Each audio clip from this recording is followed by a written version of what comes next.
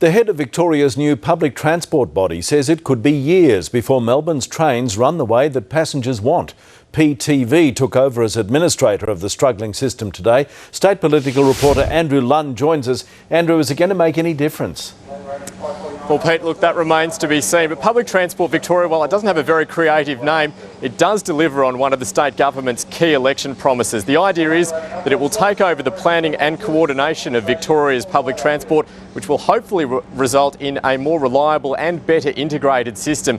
But it could be years until we see any significant changes, and it's those with the longest commutes who are among those facing the longest wait for improvements. In Geelong, it pays to board peak hour trains early. Otherwise, it's a very uncomfortable trip into Melbourne. I've got a bad back, so standing isn't always great, and sitting on the floor isn't ideal either. Understandably, those on the floor aren't impressed with the service. Out of 10, maybe a 4. Despite that, Kate McCluskey is one of a growing number of Geelong residents who'd rather take their chances on V-Line than drive up the freeway.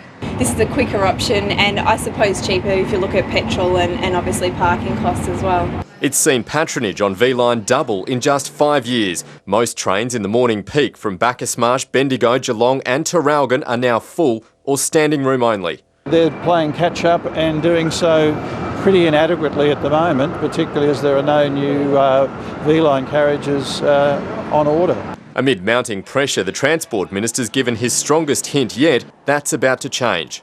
They would like additional rolling stock.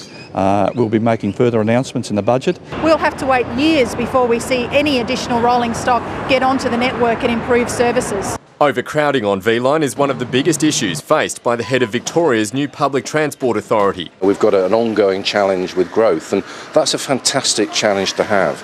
There's a lot of transport systems stagnated over the years. The new body was promised by the coalition in opposition and replaces Metlink and the Transport Ticketing Authority. The PTV boss denies it's simply a political makeover. I'm not the Premier's favourite man. I'm not coming to do this for those kind of reasons. But he admits it will take time to get Melbourne's public transport running the way passengers want it. Andrew Lunn, 9 News.